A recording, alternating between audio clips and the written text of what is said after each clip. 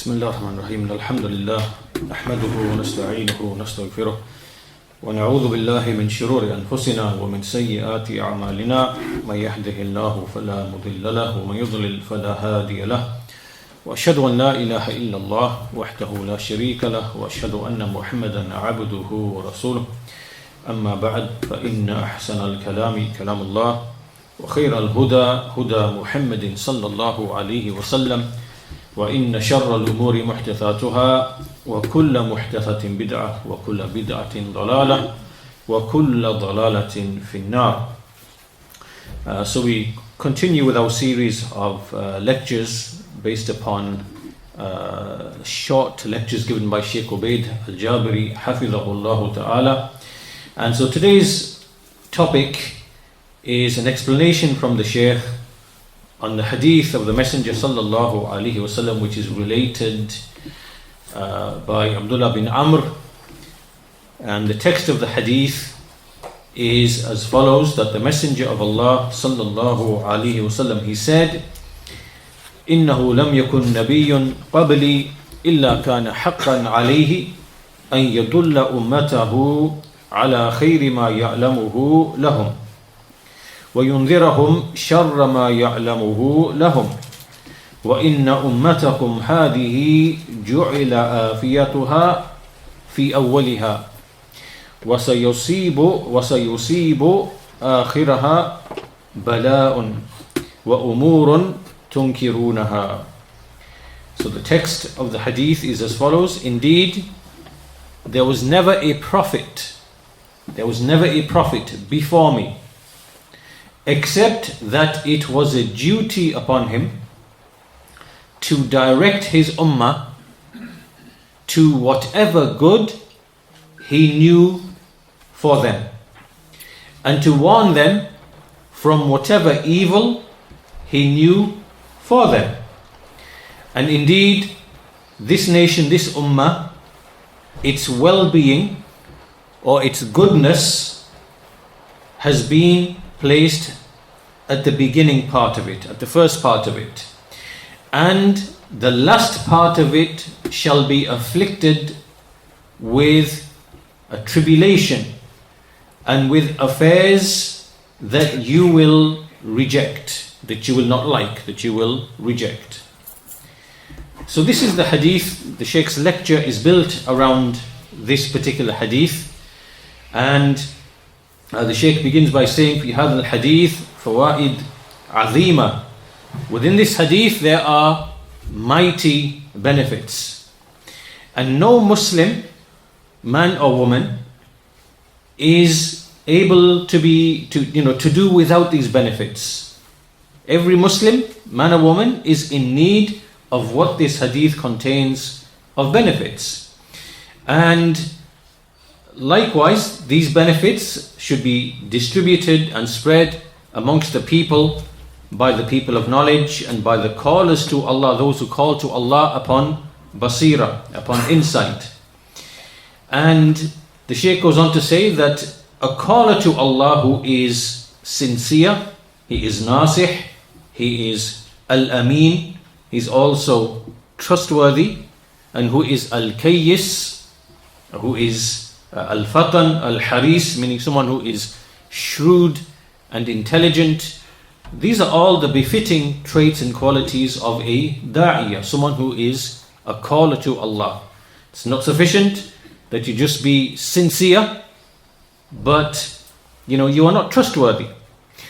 Nor is it enough that you are trustworthy and upright, but you are not sincere. You are not calling to Allah for the sake of Allah. Likewise, you must be shrewd and astute. These are the traits and qualities of one who calls to Allah upon basira, upon insight, upon knowledge. And so he says that such callers to Allah who are nasih, al-amin, al-qais, al-fatan, al-haris, that it is upon them to explain to the Muslim nation such understanding of the religion that they are in need of. And he must combine between two things in this regard. There must be two things he must combine. The Shaykh says the first thing that he must bring is to explain to the people or direct them to that which is the most beneficial and the most rectifying. That's something that you start with. And to warn them from that which is most evil or most harmful upon them, or which is calamitous upon them, which brings them harm, both in this life and the next. And what is the greatest thing? The Shaykh says that the prophets and the messengers, they directed the people to, from the time of Nuh alayhi salam right until the time of Muhammad sallallahu alayhi wasallam, who is the seal of the prophets and messengers. The affair is tawheed. It is singling out Allah azza wa jal with worship. And on this point, the Shaykh says, their word is in unity. Their word is united. And all of the messengerships that Allah sent over time, they are all successively, in succession, they are based upon this very word, meaning this issue of Tawheed. Then the Shaykh mentions some verses, some ayat in the Quran that we are familiar with. From them is the statement of Allah Azza wa Jal in Surah Al-Anbiya, وَمَا أَرْسَلْنَا مِن قَبْلِكَ مِن رَسُولٍ إِلَّا نُوحِي إِلَيْهِ أَنَّهُ لَا إِلَهَ إِلَّا أَنَا فَاعْبُدُونَ. We sent not before you any messenger, except that we revealed to him or inspired to him that there is none which has the right to be worshipped except I, so worship me alone. And also the verse in Surah Al-Nahl, وَلَقَدْ بَعَثْنَا فِي كُلِّ أُمَّةٍ رَسُولًا أَنِ اعْبُدُوا اللَّهَ وَاجْتَنِبُوا الطَّاغُوتَ. We have indeed sent in every nation a messenger with this call that you should worship Allah and shun false deities. So the Shaykh says that this particular hadith that you heard at the beginning and all the other hadiths which are similar in meaning, there are other hadiths which are similar in meaning. To give you an example, there's the hadith of Anas bin Malik radiyallahu anhu.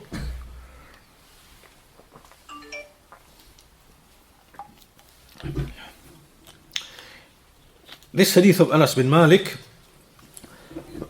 what happened is, because Anas bin Malik radiyallahu anhu lived for a very long time, till 90 after Hijrah, he saw many trials and tribulations.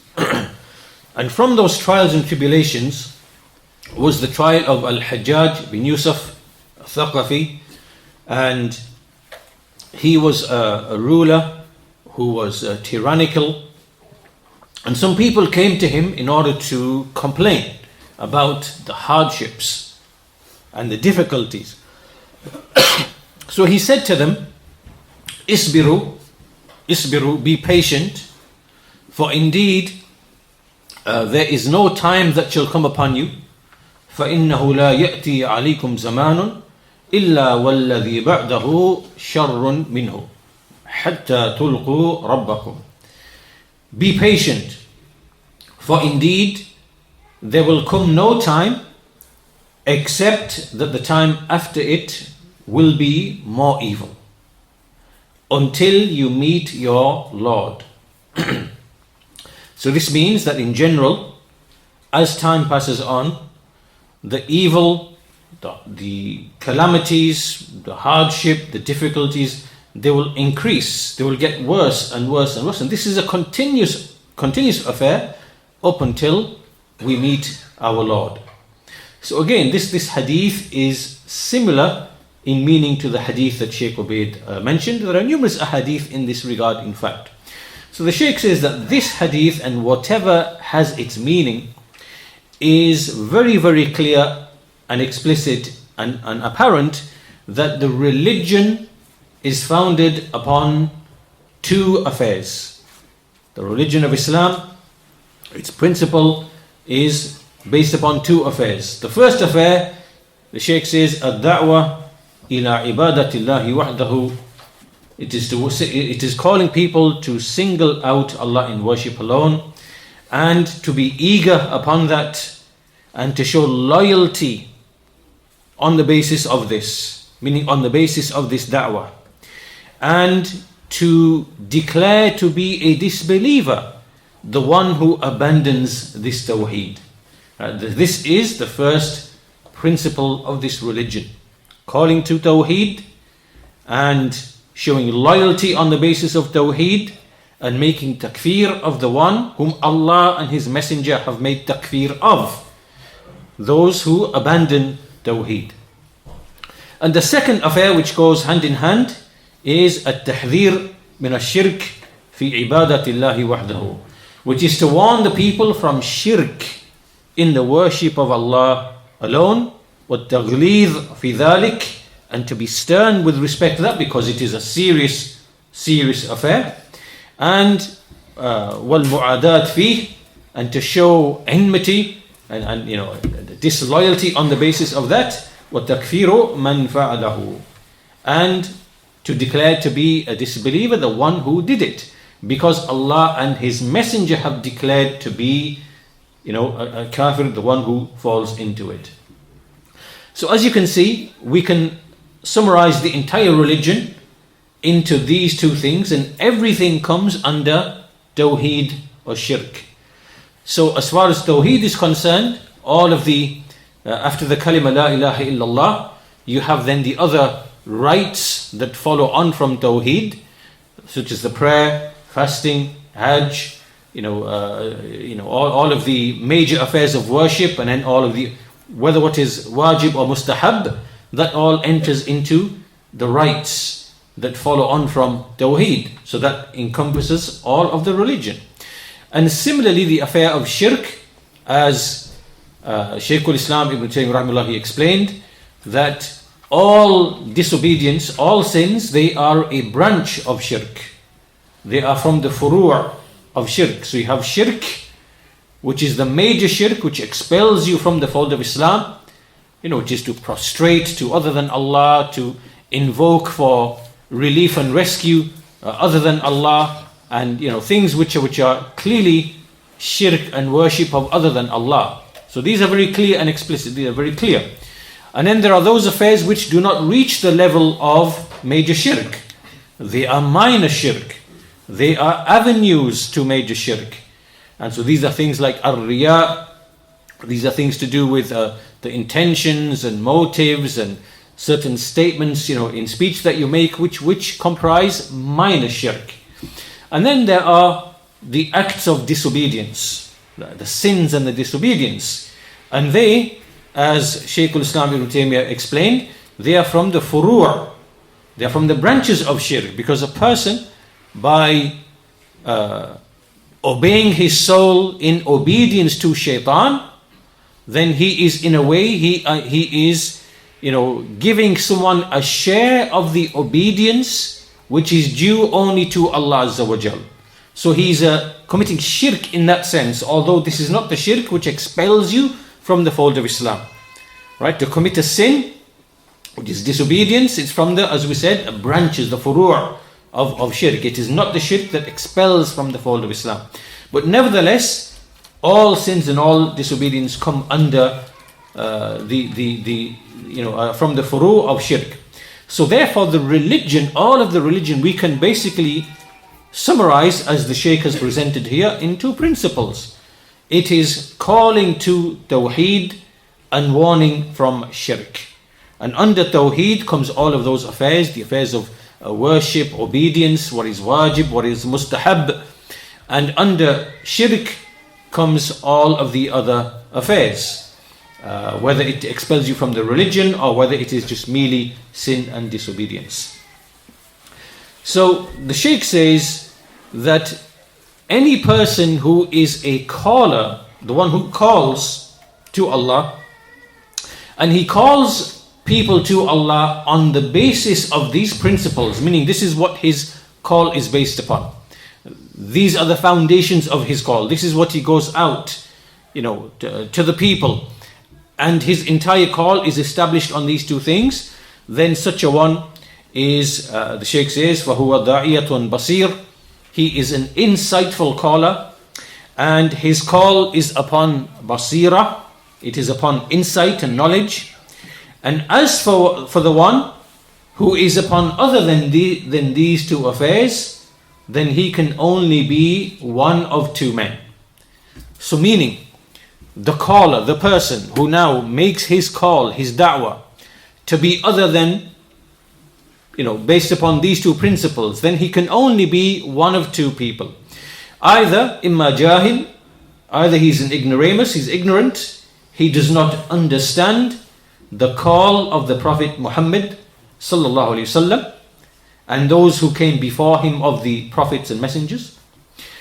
So either it is ignorance, meaning he's ignorant of what the messenger built his call upon, or wa imma sahibu hawa mubtadi' dal, or it is a person of desires, meaning he has swerved and deviated from the truth, and he is following his desires, leaving the truth and following his desires. And he is an innovator, one who is misguided, and he wants to mislead the people. He wants to, turn them away from that which Allah created them for and upon which He commanded them. And instead, he wants to turn these people towards a shirk wal bid'ah, shirk, innovations, muhdathat, newly introduced things into the religion. And so irrespective of whether it is an ignorant person or it is a person who follows his desires, the Shaykh says it is obligatory upon the ummah, the Muslim nation, to warn in the severest way, with every way possible, from anyone who deviates from the path of the prophets and messengers, which is the call to Tawheed and all of the obligatory and recommended acts of obedience, and and likewise the one who he doesn't warn the people from that which is evil for them, which is shirk. So in other words, in essence, what the Shaykh is saying, that any person, whether he is an ignoramus, he's ignorant, he just does not know the methodology of the prophets in calling to Allah, manhajul anbiya fi da'wati ilallah, he doesn't know, or he is a person of desires, right? He has chosen misguidance and he's opposing the way of the messenger in this means and method of da'wah, irrespective whether it's this one or whether it's that one. That which is obligatory upon the Muslim nation, the scholars, and is to warn from these people, from the likes of these people. And we'll explain why, inshallah, shortly.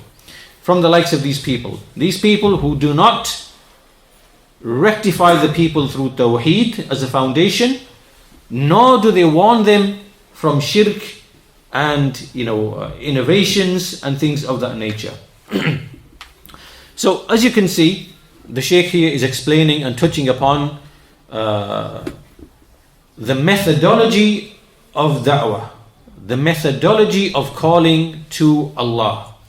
And this is something that this Muslim nation has been put to trial with, especially in the 20th and the 21st centuries, the whole issue of rectifying the ummah, calling the people to the sound, authentic Islam, rectifying the society and removing ills from the society. Many trials and tribulations have entered into the Muslim nation because of the presence of groups and parties who have deviated from the methodology of the prophets in rectifying the servant and the land. And so, although there are many things that can be mentioned here, I'll mention a few important points. To give you an illustration, the Shaykh mentioned that the first thing that the prophets called to is Tawheed, which is the kalima la ilaha illallah, and explaining its true meaning to the people, teaching it to the hearts, rectifying the hearts. However, historically speaking, up until this day of ours, we see that we are in a situation when the Muslims do not even, they are not even agreed upon the meaning of the kalima la ilaha illallah. So, if we are calling to Allah and we are calling to Tawheed as the foundation, and then we have one person over here who thinks Tawheed means such and such, and another person over here who thinks Tawheed means such and such, and a third one who thinks Tawheed means such and such. We have all of these different understandings or misunderstandings of Tawheed. Then how do we know? How can we know who or what is calling with the call of the messengers? So I'll give you some illustrations. For example, there's a Tawheed, which is the Tawheed which is present among the Muslims, which is the Tawheed of the philosophers, the Falasifa, Tawheedul Falasifa. Right? This is something which happened historically many centuries ago, and these ideas crept into the Muslim nation, and they remained within the Muslim nation because when they first came in, some other people took them, then they modified them, then some other people took them from them, and then they became schools of thought, and then that was transmitted in the Muslim nation, and there's never ceased to be people upon that and supporting that and calling to that. So, Tawheed of the philosophers. What is it? What is this in a nutshell? It's basically to claim and to believe that the meaning of Tawheed is just the idea of oneness in the mind. That's Tawheed. Right? So the only thing you think of is Allah being one, and you are not allowed to add any other meaning to that basic notion. If you think of any other meaning, this now is no longer Tawheed. Right? So if you think Allah, the one who is merciful, you've now added another meaning. This now has corrupted Tawheed. Or if you think Allah, the mighty, the powerful, Al-Qadir, this is not Tawheed. Right? There can be no other meaning except for the pure idea of oneness. Just think of oneness. Just think of the idea of one. That's it. And really, what this really means is that Allah Azza wa Jal is only a figment of your imagination. He exists only in your mind. Right? Because it is impossible for anything to exist except that it must have one attribute. It must have one attribute, right? So for example, there's this thing and it has the attribute of existence. It exists. Do you understand, right? So what these people were trying to say is that this is really what is Tawheed, right? And so this notion of Tawheed is present. There are people who will speak with this. There are people who will call to this, right? This is the Tawheed of the Falasifa. So if we want to now rectify the society, which Tawheed are we going to rectify the society with? Is it the Tawheed of the messengers? Or is it this Tawheed which really is just pure atheism? Because all it's saying is that the existence of Allah is in the mind only.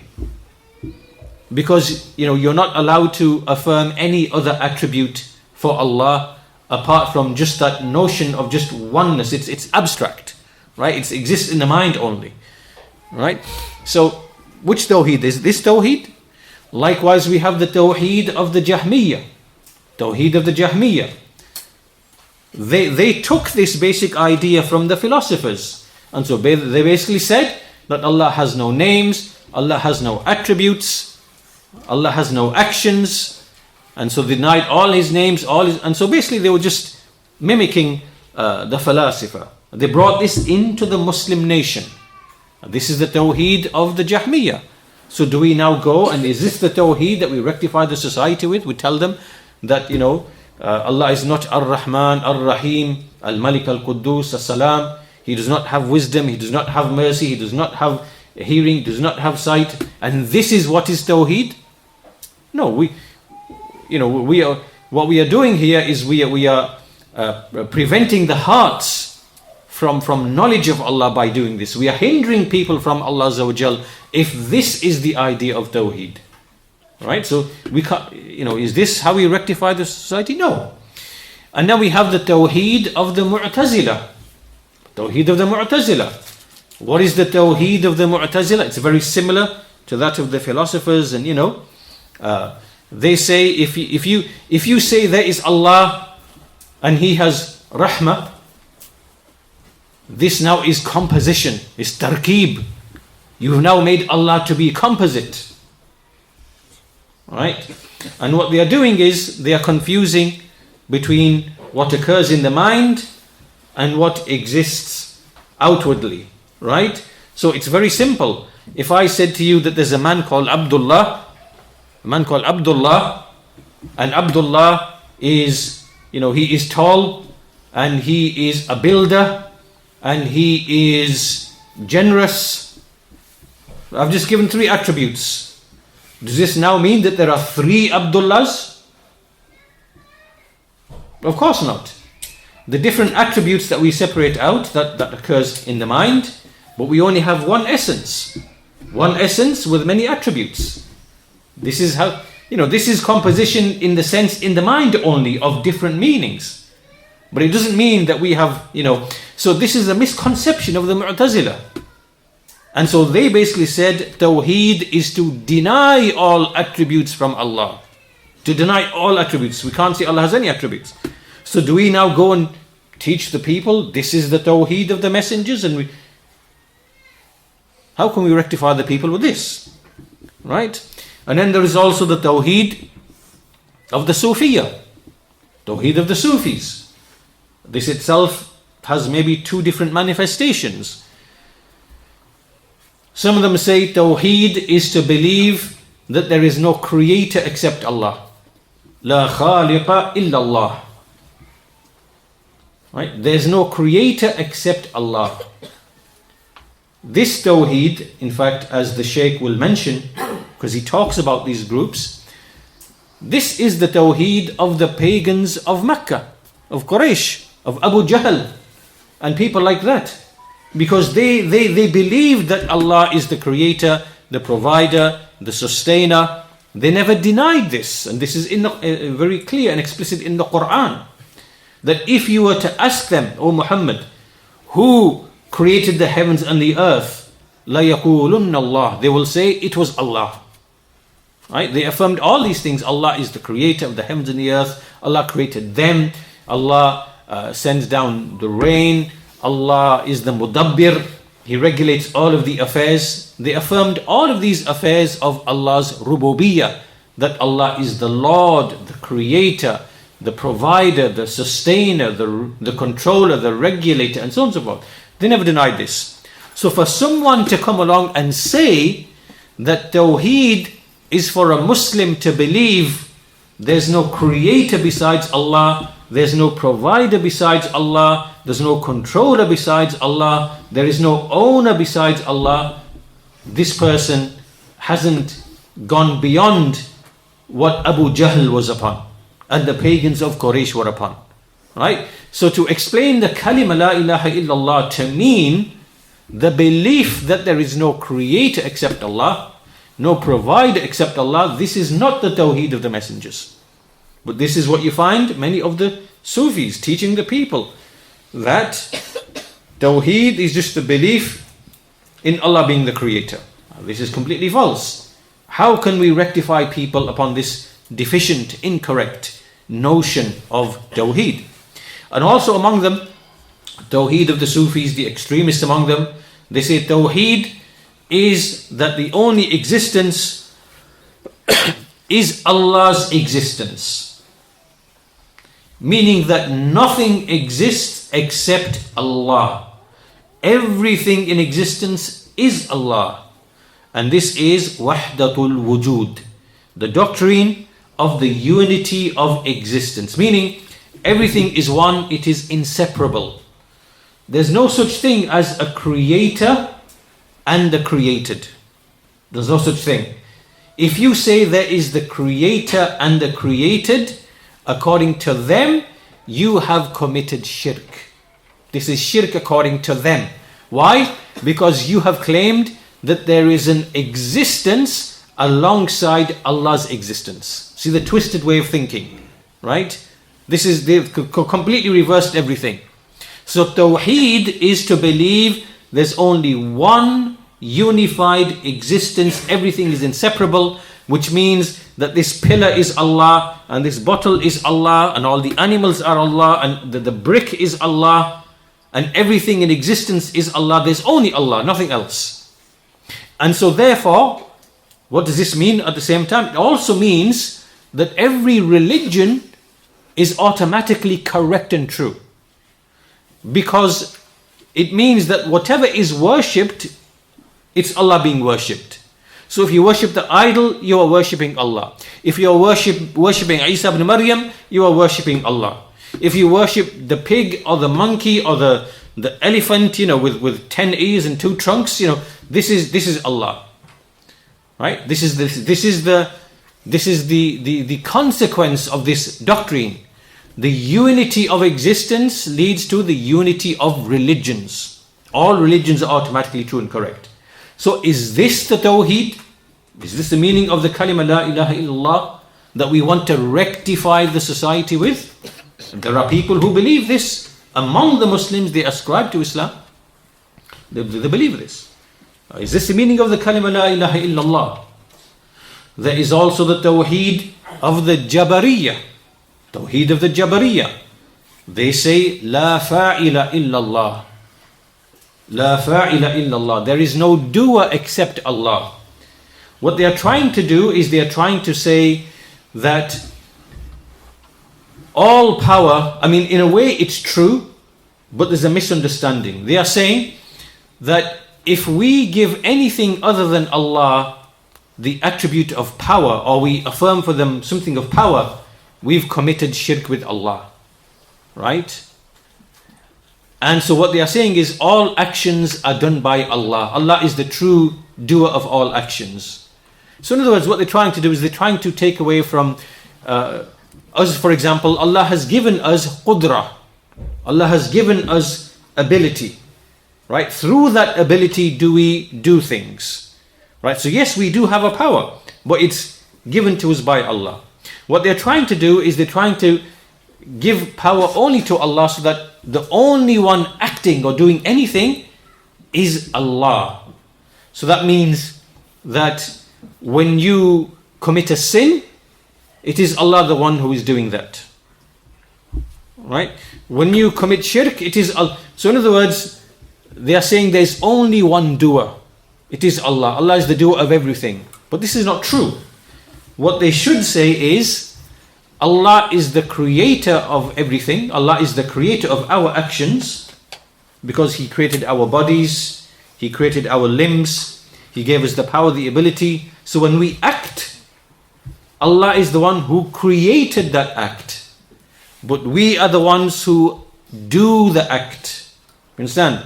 When you pray, it is not Allah that's praying. You are praying, but Allah created that action of yours. Right? So what they are saying is, there's only one doer. It is Allah who is the doer of everything. This is not correct. You have to distinguish between Allah creating the actions of the servants and we doing the actual actions. We are the doers of our actions, right? Mankind, they worship, they commit shirk, they commit disobedience. They are the doers of the actions. Allah Azza wa Jal is the creator of the actions, right?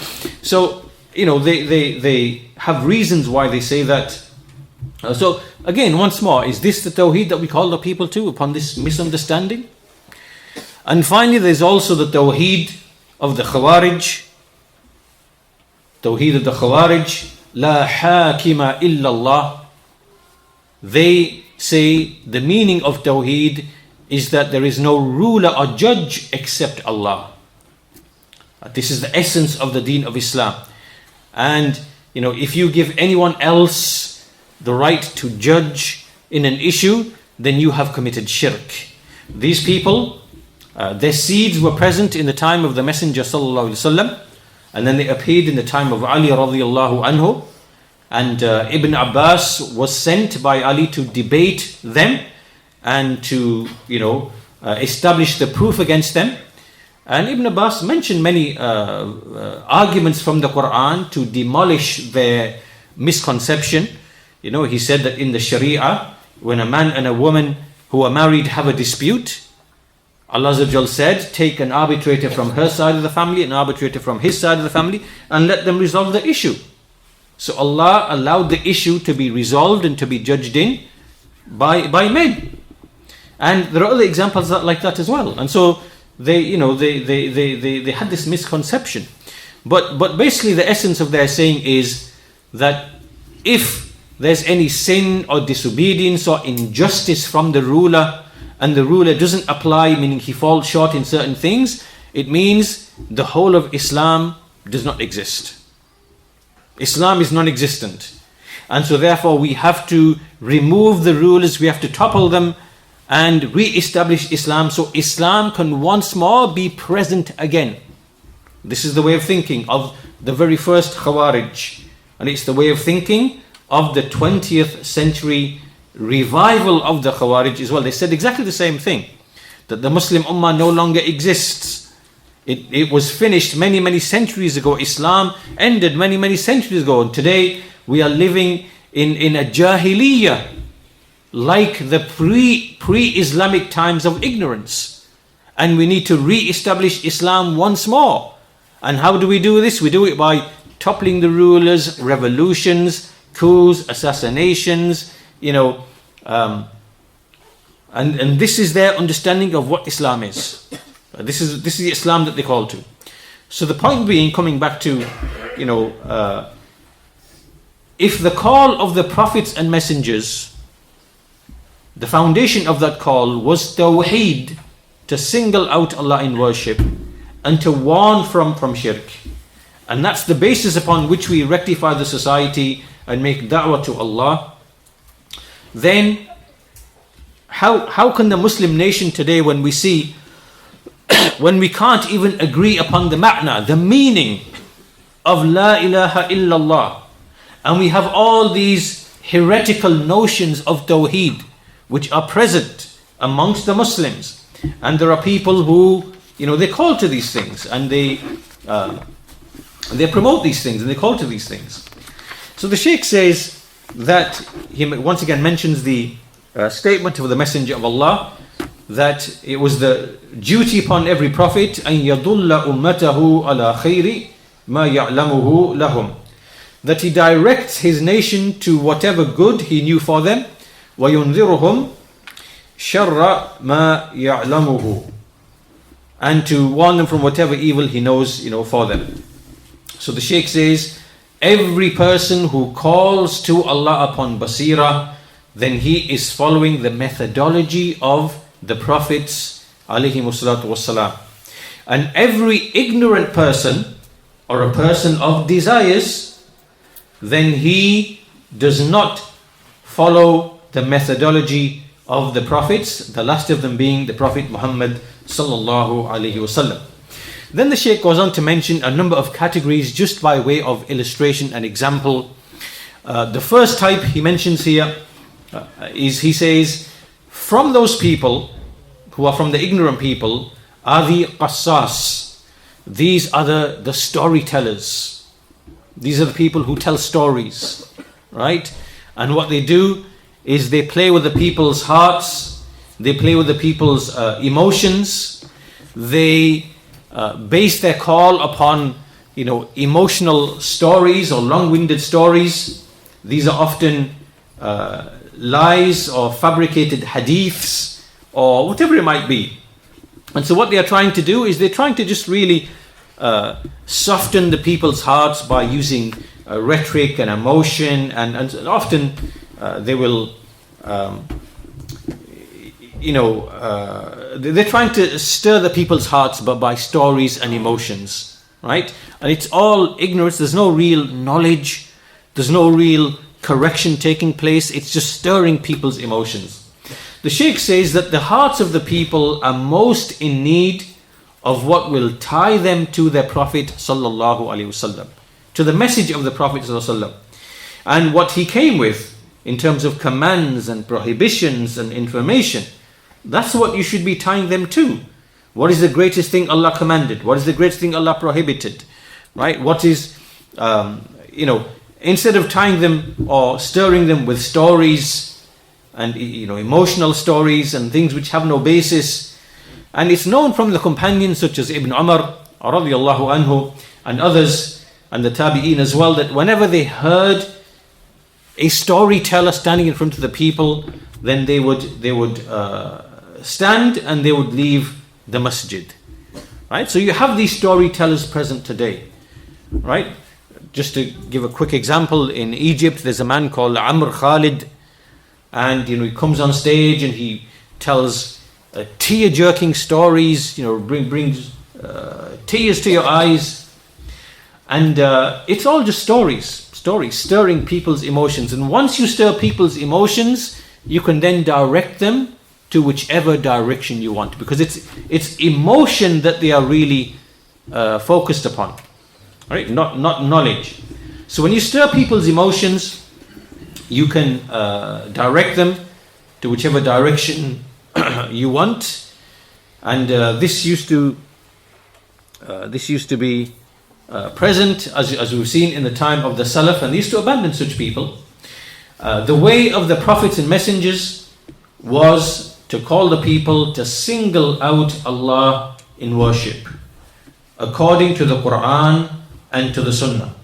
And this is why they give the correct and true understanding and explanation of the kalima la ilaha illallah. What is its true meaning? Its true meaning is, there is none which has the right to be worshipped except Allah. This is the tawheed of the messengers. There is none which has the right to be worshipped except Allah. This is one way to explain it. Another way to explain it is, none is worshipped in truth except Allah. Right? There's two meanings here. Let's explain each one. First one, none has the right to be worshipped except Allah, meaning none deserves to be worshipped except Allah. Why? Because Allah is the Rabb, is the creator, the provider, the sustainer, the creator of all that you see, observe, experience, benefit from on a day-to-day basis. He's the creator of all of that. Right? And so therefore He alone deserves to be worshipped. This is one meaning of La ilaha illallah. And the other way to explain it is, none is worshipped in truth except Allah. Meaning that the worship of everything else besides Allah is futile and false. It is false. It is false worship, because it is based upon futility. It is based upon injustice. Right? So only the worship of Allah is true and just, and the worship of everything else is false and unjust. Right? So this is the meaning of the kalima la ilaha. This is the tawheed of the messengers. None has the right to be worshipped except Allah, and none is worshipped in truth except Allah. So this is what the prophets and messengers, this is what they called the people to, this is what they based their call upon. And so this is the meaning of La ilaha illallah. There is no other meaning besides this. From here, the Shaykh now is going to give us two examples of two groups or two parties present in the 20th and 21st century who have deviated from this methodology. And the first of these groups, the Shaykh says that there are two interpretations of La ilaha illallah which is present in our time. The first of them is an interpretation which came from India, and its founder is Muhammad Ilyas Al-Kandalawi, and he is, as you may know, the founder of the sect of Jama'atul Tabligh.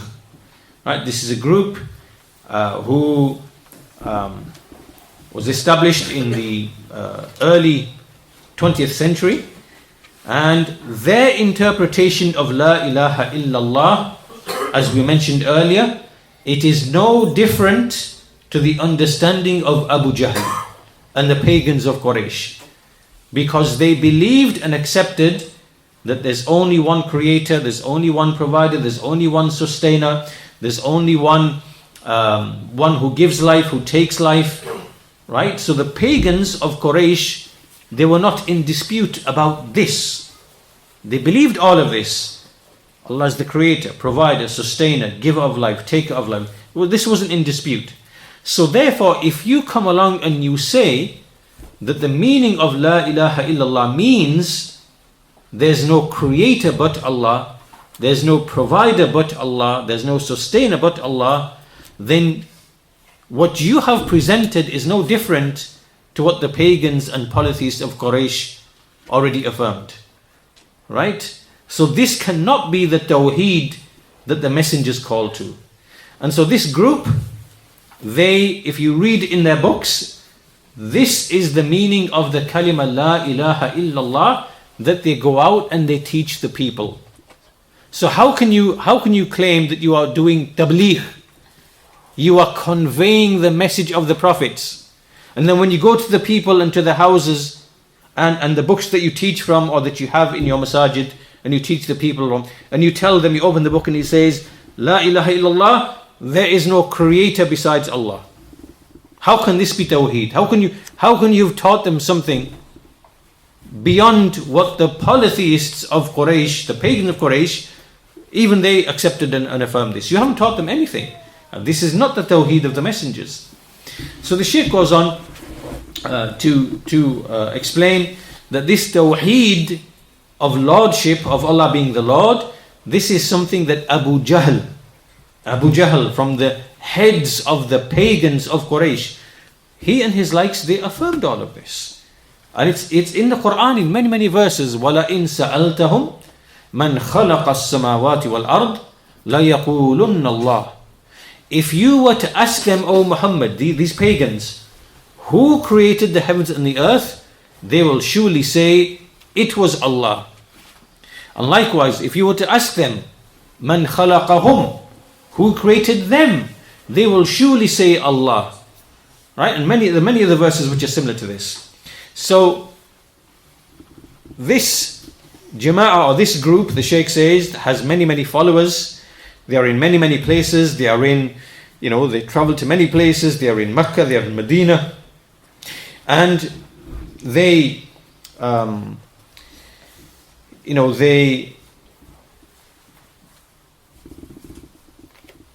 they have many, many different kind of ways that they approach the people.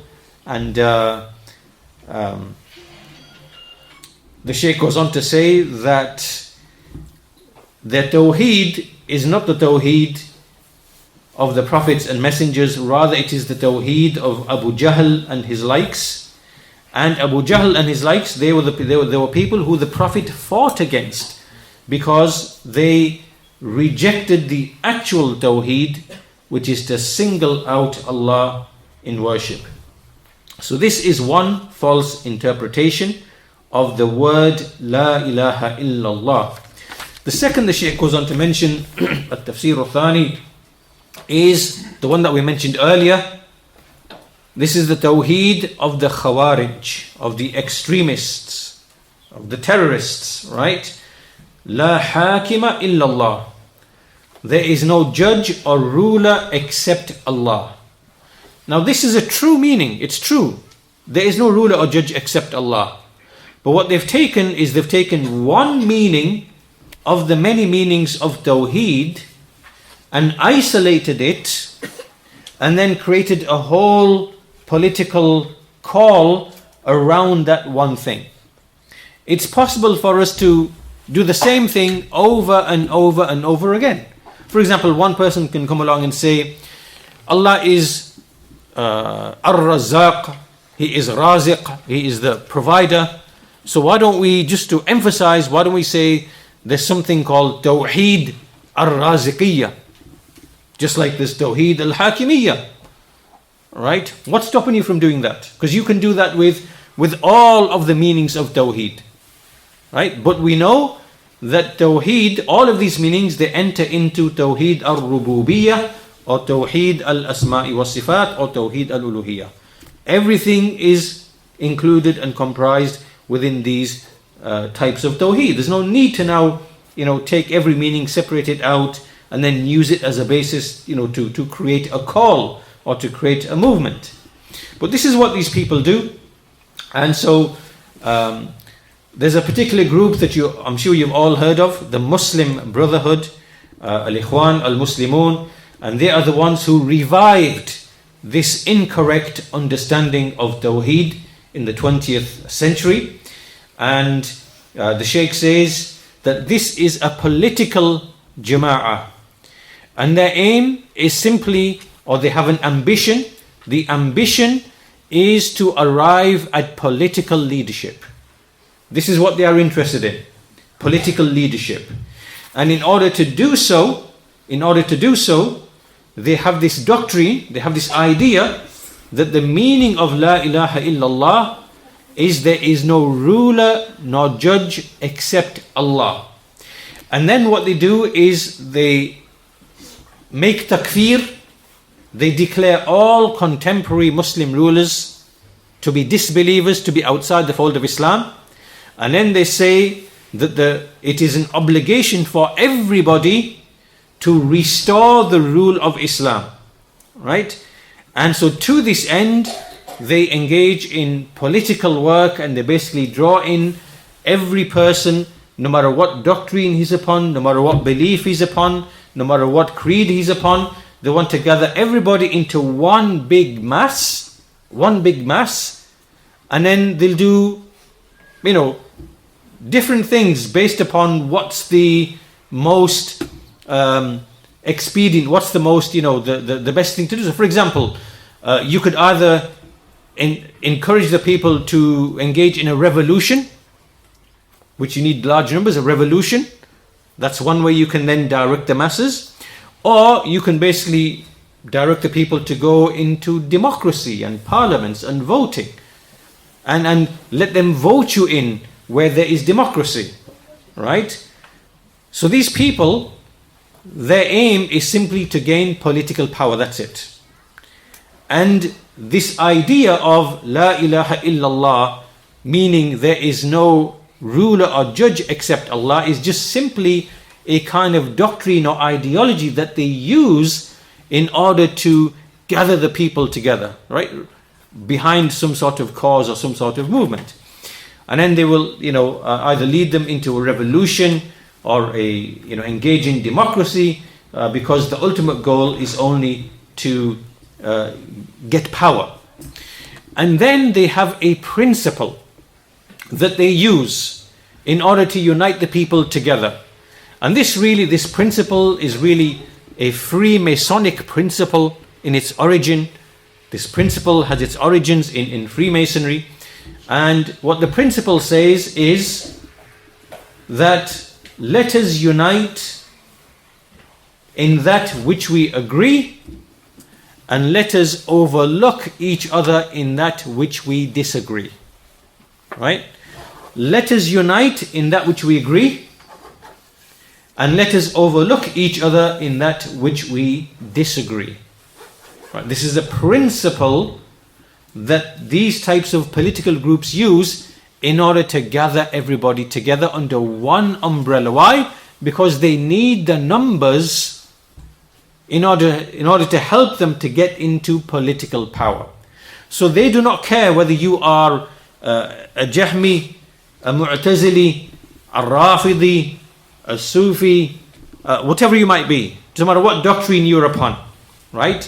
They will say to you,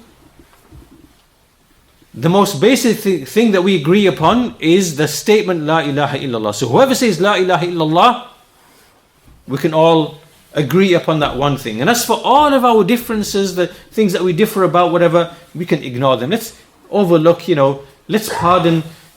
You believe Allah has no attributes, let's overlook that. You believe that all the companions became apostates and left Islam, let's overlook that. Right? All the differences we have, ignore all the differences.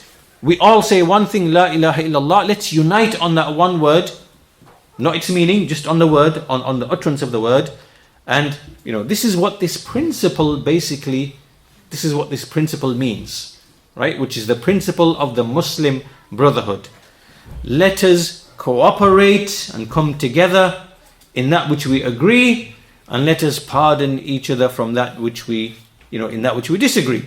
And as the Muslim scholars have explained, this principle in its origin, it goes back to Freemasonry, because in Freemasonry, you can be of any creed, you can be of any background, any doctrine, any religion, but you can come under the umbrella of Freemasonry, right? And Freemasonry is just simply a cover and a veil for the worship of Iblis. That's all it is, the different hierarchies and levels, and that's all it is. And so, in the 20th century is when we saw these so-called Muslim jama'at appear, jama'at of da'wah.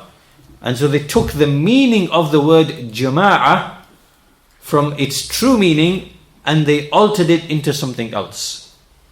Right?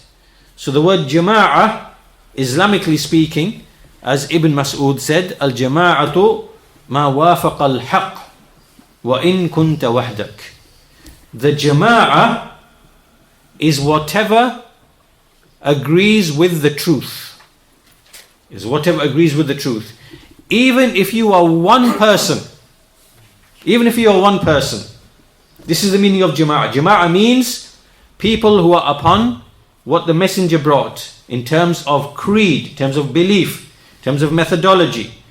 Right? This is the jama'ah, and who is united behind a leadership or a rulership, the Muslim rulership or leadership. Right? And they hear and obey the ruler. So if all of that is together, that is the jama'ah. And even if you are one person who is upon the truth that the messenger and his companions were upon, you are the jama'ah. Right? So this is the correct meaning of the word jama'ah. Right. In the 20th century, what these groups did is they took the word jama'ah and they turned it to mean a political party, a political group, right? And they gave the head of that party the same rights that Allah has given to a Muslim ruler, right? So a Muslim ruler has like the Pledge of Allegiance, and we hear and obey, and whatever is not disobedience to Allah, right? So they took these qualities that Allah gave to the Muslim ruler, and then they conferred it to each individual, leader of these various groups and parties. And so now you become loyal to the party, you become loyal to the group. Right? So this is what happened in the 20th century, and to this end they've altered the meaning of La ilaha illallah, the meaning of Tawheed, and this is particularly among the Muslim Brotherhood, and Hizb ut-Tahrir is another offshoot of the Muslim Brotherhood. And then you have the more extreme, Al-Qaeda and the extremist types of groups that then come after that. So the Shaykh, after elaborating some more upon the founder of this group, Hassan al-Banna, he was an individual that he would go to, in his party, he would have Christians. Even he would have three Christians in his majlis, right, in his committee. This is his meaning of let us come together in that which we agree, and let us pardon each other in that which we disagree. Right? So to a Christian it would be, well, you are a Christian, you believe in a God, we believe in a God, let's agree upon that. And as for everything else, you say Jesus is the Son of God. Okay, we can accommodate each other on this. Right? This is the implementation of this principle. And likewise to the Rafidi, you say La ilaha illallah, we say La ilaha illallah. This is all there is to Islam, the common denominator. And as for everything else, you say, Ali should have been the recipient of revelation and the companions became disbelievers. We can agree to disagree and we can accommodate all of this. This is the implementation of this principle. This is an evil, filthy, vile principle. This principle, if you think about it, many, many centuries back, we would know a group or a sect by way of the specific doctrine, right? So for example, in the time of the Salaf, they're the Jahmiyyah, right? This is Jahm bin Safwan and his followers, they're the Jahmiyyah. They're the Mu'tazila. That's, Wasil bin Ata and Amr bin Ubayd, who are the heads of the Mu'tazila. That's them. They're the Mu'tazila. Right? So we know individuals by way of the creed that they are upon. Very, very simple. Jahmiya, Mu'tazila, Hishamiya, Kullabiya, Karrami. Very simple. However, in the modern era, in the 20th century, things have become very, very, very confusing. Why? Because we are in the era of where the Jama'at have appeared, right? And the Jama'ah takes a name or a label.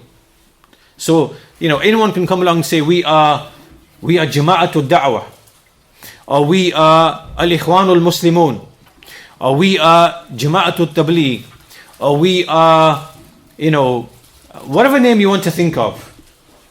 And so you no longer see the actual individual creeds. All you see is a group. But that group will have within it all of those individual innovations and doctrines, in which an average Muslim, a common Muslim, he won't know any better. As a group comes along and he says, we are Jama'atul Da'wah, wal Islah, wal this, wal that, whatever. And they, claiming to be calling to Allah. And a person won't be any the wiser. What are these people upon? What doctrines are they upon? Who are they following? Right? And so all of this has compounded, made it more difficult for us to see what people are upon. However, for the person of the Sunnah, the person who is a person of Tawheed, person of Sunnah, person who follows the way of the Salaf, it's very, very easy for him to see who's who and what's what. Because we know by virtue of the creed that we learn and the understanding of the Salaf in all of these topics, what's the way of the Salaf? In the issue of Allah's Tawheed, in His names, in His attributes, in the issue of Al-Qadr, in the issue of Al-Iman, in the issue of how do we treat the companions, how do we treat and behave with the rulers, because we know all these things, we can immediately see and recognize a person, what he's upon, from his speech, from his statement, from his behavior, from his da'wah, from the way that he's calling the people. Is he really rectifying the people? Is he really calling to the Tawheed of the messengers? So, this is something that we should be aware of. So anyhow, the Shaykh speaks a bit more about the two groups. That Al-Ikhwan Al-Muslimun, they came from Egypt, and Jama'atul Tabligh, they came from India. And these people, what they do, they have a system of recruitment whereby you join their groups and their ranks, and they'll monitor you and watch you for many, many years. And if you show potential, and if you show aptitude and potential, then they will, draw you through the ranks, and then you will become a prominent person, and then you'll continue their work for them. And this is how these groups work. They have pledge of allegiance, they have loyalty, and they also have secrecy. There's no secrecy in Islam. Islam is very open and very apparent. So anyhow, the Shaykh closes on this note, and he says that all of these groups you see, they are founded by individuals. You'll trace it back to an individual. This is true historically, it is true today. Right? The Qadariyya. Who were the Qadariyya who appeared? We can trace them back to individuals, Al-Ma'bad Al-Juhani and people like that. And likewise the Mu'tazila and the Jahmiya, Al-Ja'd bin Dirham, Jahm bin Safwan, right? Karramiyya, all of these people. And today likewise, there are individuals who are the founders, Muhammad Ilyas, Hassan al-Banna, Sayyid Qutb, Taqiyuddin al-Nabahani, right? All of them, they have movements and groups set up behind them. Whereas the people who follow the way of the Messenger and the way of the Salaf, there is no founder. There is no founder. Why? Because it is the deen of Allah Azza wa Jal. We are following the deen of Allah Azza wa Jal. And they do not have an individual where they trace their beliefs or no, because this is revelation from Allah Azza wa Jal. And so this is the way of the people who follow the way of the Salaf. It is the deen from Allah Azza wa Jal. And He sent His messenger with it, and He revealed the books, His books by way of it. And those who are the followers of the prophets and messengers, they are the du'at, and the Mujaddideen, they are the callers, and they are the true revivers of the religion. So this is the end of what the Shaykh Hafidhahullah Ta'ala has mentioned on this topic. And what time is Maghrib? The prayer for Maghrib? Adhan for Maghrib? 11 past. 11 past. Okay, we have still 20 minutes or so. So this is what the Shaykh finished upon. And it's a very, very important topic. It's to do with Muslim unity. It's to do with the methodology of calling to Allah. How do we rectify the society? How do we rectify the ummah? How do we bring the hearts together? And in fact, I wanted to give... in fact, this methodology that we spoke of is what the Messenger of Allah himself was ordered to say in the Quran. قُلْ هَذِهِ سَبِيلِي قُلْ هَذِهِ سَبِيلِي أَدْعُو إِلَى اللَّهِ عَلَى بَصِيرَةٍ أَنَا وَمَنِ اتَّبَعَنِي. Say, Allah ordered the messenger to say, this is my path. This is at the end of Surah Yusuf. I think it's verse 106. Say, this is my way. قُلْ هَذِهِ سَبِيلِي أَدْعُو إِلَى اللَّهِ. I call to Allah عَلَى بَصِيرَةٍ, upon insight and knowledge. I and whoever follows me. I and whoever follows me. Right? And likewise, Allah Azza wa Jal, He also said in Surah Ali Imran, وَاعْتَصِمُوا بِحَبْلِ اللَّهِ جَمِيعًا. Hold on to the rope of Allah, all of you together. Hold on to the rope of Allah, all of you together. وَلَا تَفَرَّقُوا. And do not split, do not be divided. وَاذْكُرُوا نِعْمَةَ اللَّهِ عَلَيْكُمْ إِذْ كُنْتُمْ أَعْدَاءً فَأَلَّفَ بَيْنَ قُلُوبِكُمْ فَأَصْبَحْتُمْ بِنِعْمَتِهِ إِخْوَانًا. And remember the favor of Allah upon you when you were enemies, and then He softened and united your hearts. He brought your hearts together, and you became, by way of Allah's favor and bounty, brethren. Right? So in all of these verses, you can see the methodology of the prophets in calling the people to Allah, in rectifying the servant, in rectifying the land, and in calling to the true unity. The true unity, the genuine unity. Because there's lots of speech today, these days, people speaking about unity and Muslim unity, and there's a difference between the true unity and a superficial, fake, shallow unity.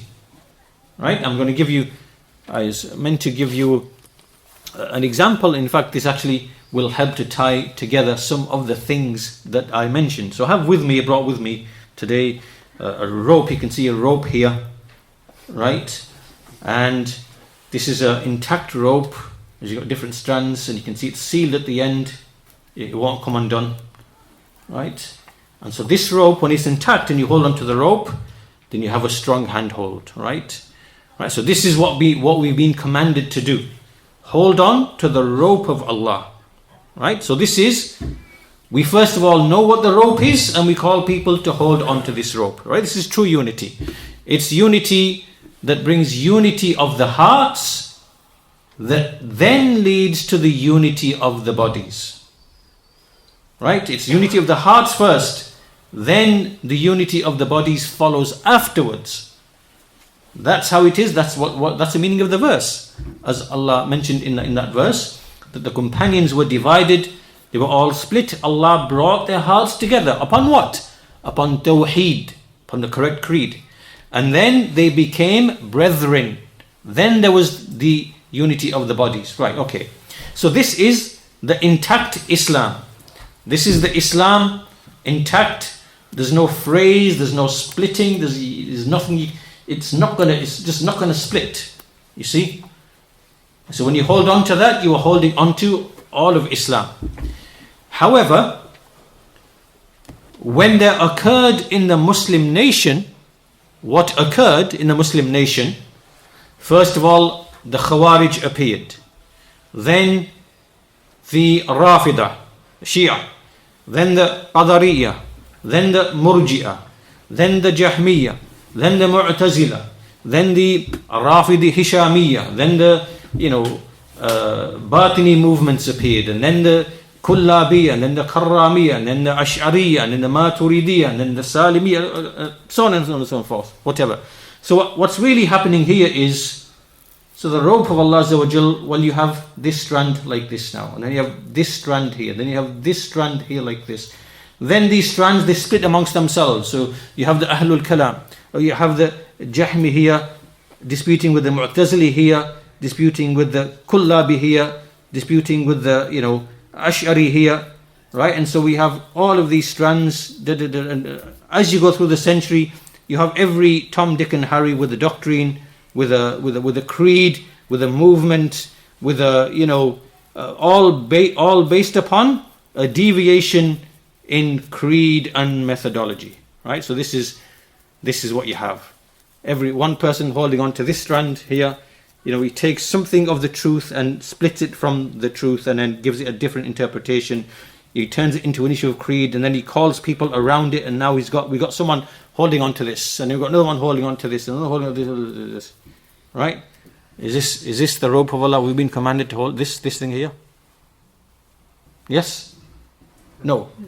Right. So when someone comes along and he says, you stick to that thing, you stick to that thing, and you stick to that thing, and you stick to that thing, is this the unity that Allah and His Messenger call to in the Quran and the Sunnah? Is this a unity?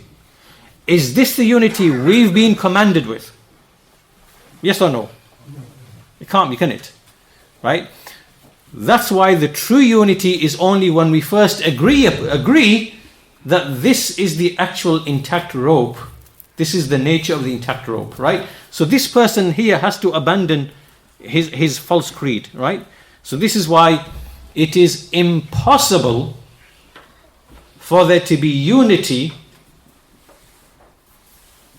except upon the way of the Salaf, right? Except upon knowledge by which we know what is Tawheed and Sunnah from what is Shirk and Bid'ah, right? We have to know these statements. We have to know what's what. This statement, this person or this group is saying, is it really from the from the intact rope, or is it? We have to resolve this issue first before we can even start speaking about unity. Do you understand? It's like, I'll give you another example to illustrate. Imagine there's a house, and well, there isn't a house, but there's foundations in the ground, and the foundations have cracks. There's a crack in that direction, and there's a crack in this direction. There's a huge gap and a crack in this direction, and a huge crack in that direction. So someone comes along and says, you know what? We just want to build a house. Let's forget the foundations and the cracks. It doesn't really matter. It's just going to cause splits and differences between us. Let's just build a house on top of this. Which sane builder does that? This person is a fool who does that, right? And this is the same similitude. The people who want to unite with true unity, which is the unity of the hearts, unity in creed, as a result of which the bodies will become united, they are the followers of the prophets and messengers who follow the way of the Salaf. And as for all these other people, you hear them, they have all these slogans, they have all these labels, and it's all emotion. It's all emotional, right? They see calamities taking place in the Muslim nation. They see war, they see poverty, they see injustice, they see displacement of whole populations, right? And they become affected emotionally by this, and they want to do something to help the ummah, as but you cannot call to Allah, you cannot rectify if it's built just on emotions and sincerity. It has to be upon knowledge, has to be upon ilm, has to be upon basira, upon insight. So these people affected by their emotions, then they start brandishing these slogans about, unity and a united ummah and a one ummah and this and whatever. And the whole focus is just bringing bodies together. I said bodies, not hearts. Bring bodies together. Right? So they're not interested in whether this one, this one's a Jahmi, this one's a Khariji, this one's a Takfiri, this one, Hizbi. Not bothered. This is just, it diverts from what is more important. Not realizing that the very calamities and the hardships that they are complaining about are caused by the very innovations and misguidance that they want to ignore and throw under the carpet. Right? So this is not unity what they're calling to. This is just emotions that they are following, and they have a very superficial, understanding of these affairs. And so this is why we say again that it is impossible for there to be unity and rectification except by uniting upon the way of the Salaf. And indeed, Imam Malik rahimahullah himself, he said, the latter part of this ummah will not be rectified except by that which rectified the earlier part of this ummah. Alright? So, inshallah, we finish and close on that note with today's reminder, today's lesson. And in the next series, the Shaykh has a series where he basically explains, lots of similar narrations explaining issues of methodology. So inshallah, it will be kind of related to this topic today. It'll be like an elaboration of this topic. So with that, we'll conclude today's lesson. Walhamdulillahi Rabbil Alameen. Wa sallallahu ala nabiyyina Muhammad wa ala alihi wa sahbihi ajma'in.